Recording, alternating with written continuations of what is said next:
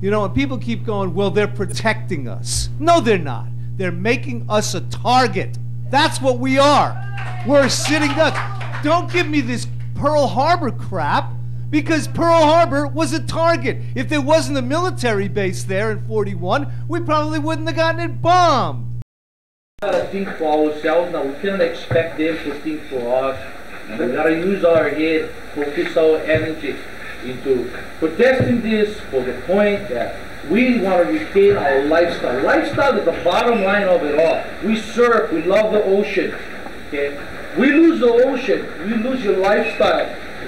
You get under stress, the whole environment has stress inside of it. The children will feel it, they'll carry it into the schools, into their friends' home, peer pressure will come up. Yeah. The whole family will fall apart.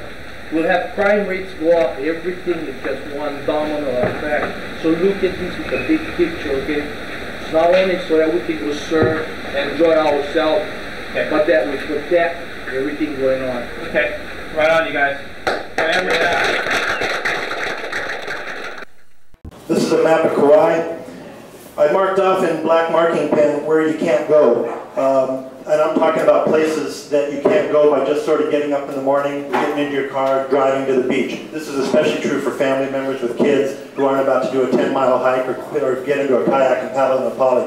So here's what we got. Nepali, restricted access, that's good, it's a nature reserve and all that, but you can't just sort of go to the Nepali, that's all that. Here's the base, now, as it is, closed off. That's gone. Robinson Land, Kamakani, try getting in there unless you're a local guy who lives in Pakal or somewhere, and more power to the guys who can't get in there. I wish I could. I love it down there. Here's McBride, below Kalahale. You can get a pass, it's very restricted, so that's out. Nobody can just go there. Kipukai, forget it. You'll never see that in your life unless you rent 7 days, 6 nights. Terrible movie, but at least you can see Kipukai. By the airport in Lahui, you know, you can go down there if you want to trudge across the rocks and fish. It's not a good beach anyway, you know, but that's limited. I put dotted lines there. East side's not too bad. Donkey Beach, Crack 14, all that. Again, a long walk, very difficult to get in. All along Papa'a Bay, right past Moloa'a Bay, difficult to get in, questionable access. Kilauea Point, bird preserve and all that. Excellent, good, but you can't get there, it's cliffy. Princeville, I hear they're talking about cutting off access to Queen's Bath now. Probably for liability reasons? Yes. So, look what you got. If that doesn't make you feel a little squeezed and ripped off and denied, I don't know what it's going to take when I fill in the rest of this, you know?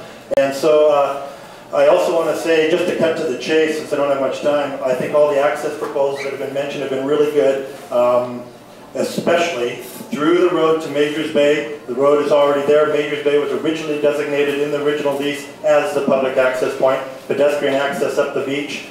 Great, from Kokole Point. We can have a secure base and we can have beach access too. I'm sure of that. Everybody I've talked to is sure of that. It's probably safer if we're in there than if we're not in there, because we're the first line of defense.